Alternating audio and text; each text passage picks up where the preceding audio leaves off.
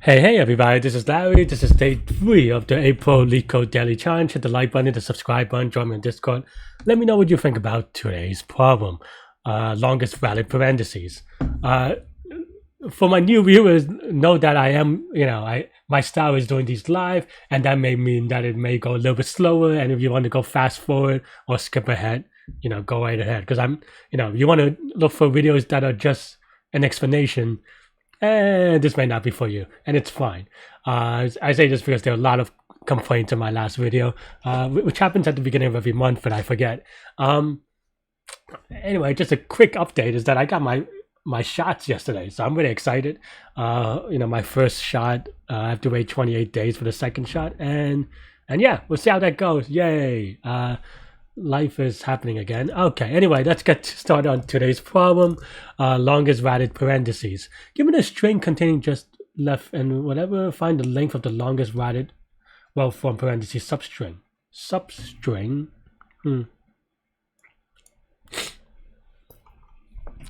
Okay. I always have to make sure that it's substring and not subsequence.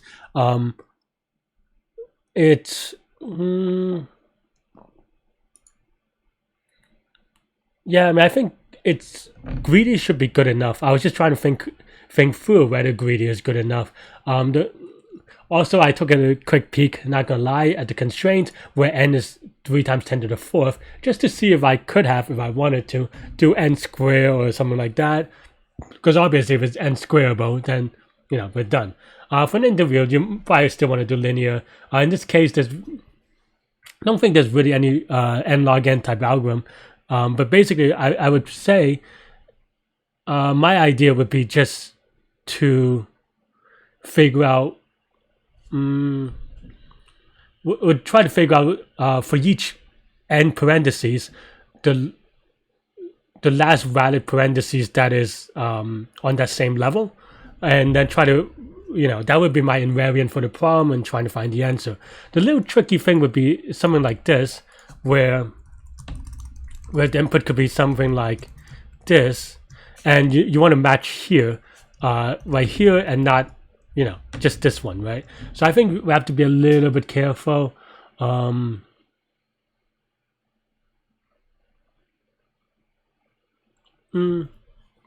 mean, but all that said, all this is just bookkeeping, and by bookkeeping, I mean just keeping track of certain things in a good way. I think for every pop, we can do an update. And then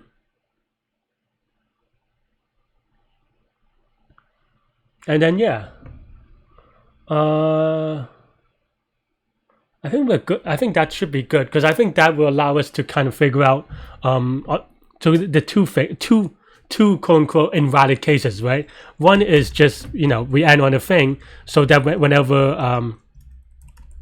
whenever we do a pop, which is the right parentheses, we just basically get the index of the thing that's on top, so that we know that this pop matches up with that one. And we'll explain it in code as well. And then the other bad case is if you have something like this and there's nothing on top, then everything before that is wiped off, and then we start anew. I think that's basically the two cases that I would have to think about. As usual with greedy problems, it's a little bit tricky from time to time, so I might be wrong, but that's my intuition, and to to be able to solve greedy problems, I think in general, at least in a good, speedy kind of way, is just by doing a lot of problems, so that you kind of get a feel for things, which is kind of, I don't know, because the actual proofs are a little bit tricky. But that said, let's start doing this, and with a stack, which is a status structure that you should get with. And also, I think with you, excuse me, if you ever see something like, if you ever see matching stuff from left to right and stuff like that, usually it's going to be stack. It's going to be the data structure, so definitely be familiar with that. And let's get started. For S and C, if C is equal to open, then what happens?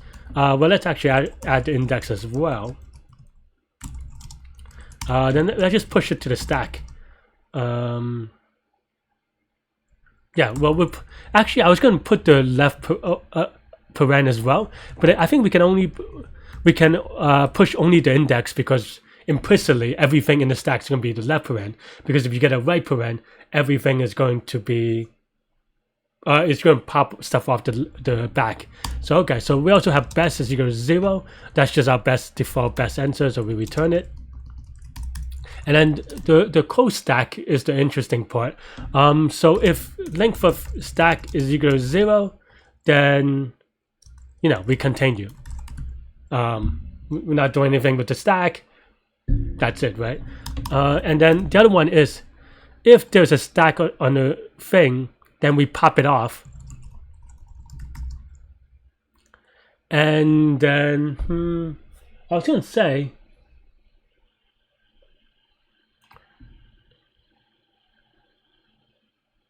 that then the next index on the top of the stack would be the last valid one, which is roughly right. But so you would write something like this, but it's not quite right. So this is top of the stack minus the current index minus this, maybe minus 1. But this is not right, because stack could be length of stack could be 0, right? So but if this is greater than 0, then this is true, because that means that in this case there's an extra left parent after you pop off the right parent. There's an extra left parent, so then that's the last one. But then the other case is that if the stack is 0, then we don't really set it correctly, because then we just assume it's the beginning of the string, which is not true because of this thing, right? So then maybe in that case we just keep track of the start. Start is equal to maybe 0, maybe -1. Yeah, let's do -1. And then here, if there's nothing else, then start is equal to the index. And then I think now there's a lot of potential for off by ones, but I think that's the general idea of what I want to do. Maybe it's off by 1 though. Probably likely, but that's that's some test cases to automatically test this out. And as we said, and then just maybe this without the prefix, and then we can do 4 close, extra close, and then do another 8, say, and then play around with it. So that looks good. Am I confident about it?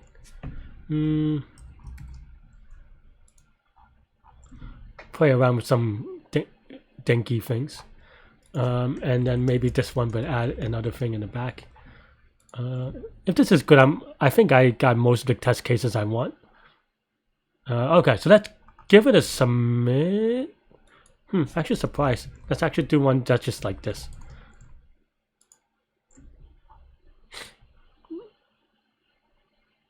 And maybe this, but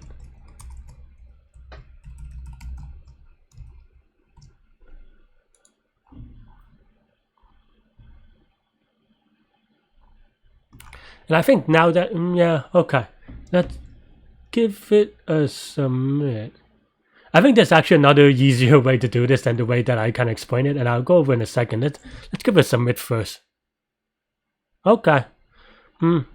So the way that I was also going to say is actually you could just be smart on the right parents in a row. But that's only from exploring this problem. Because one thing that you can think about is that every right paren that matches, every time you do this pop, it adds the 2 to the answer. And then until you cannot return any more, then, then you can't. Because that means that it matches it, like, what you want is a consecutive match, right? So for every right parent, you can actually add 2 to the answer as long as it matches a thing. And then if the streak ends when this happens, so then you set the streak back to 0. But that's okay. That's even easier than what I'm doing, because what I'm doing is a little bit confusing and a little bit harder to read. I'm going to do 2 things. One is I'm going to explain this real quick again, and then I'll probably write out the other solution for you to kind of take a look at, though we may be wrong. But yeah, but what is the complexity of this? Well, for each character we only do over one operation. So this is going to be linear time. And of course, in a stack, it's going to be linear space in the worst case. So linear time, linear space. Yeah. But I think maybe a better... I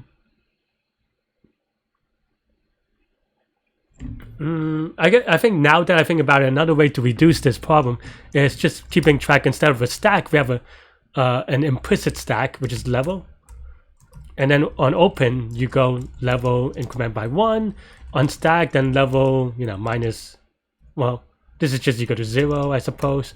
Do I think, I think it can only be minus 0 anyway. So here, it, level minus 1. And then something like, oh, I think I missed the thing. Like a score is equal to 0, and we set this as equal to 0. Here we match, so you get something like +2, and then that's pretty much it, I think.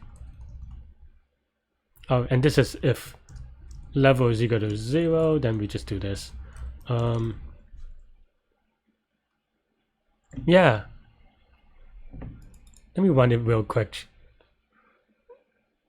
This looks way easier than my code, of course. And that's what happens when you give it a little bit more time to think about it. I definitely did a more brute force way, but you can see how it reduced to this because, and you are watching me live, so I am, not prepared for this, but that's how I would think about it, is that you count the number of right parents that match the left parents in a row. And then when this happens, this is basically the case where you have a dangling or unmatched right parent, then you just set everything to 0 again, and then you're good, because you can't really go beyond that. But that's all I have, and you can see that the answers match. But yeah, this is also linear time, but now it is constant space. So there you go, a quick optimization. That's all I have for this problem. Let me know what you think. Hit the like button, hit the subscribe button, join me on Discord. I hope y'all have a great rest of the weekend, rest of the month. And yeah, stay good, stay healthy, to good mental health, and I will see y'all tomorrow. Bye-bye.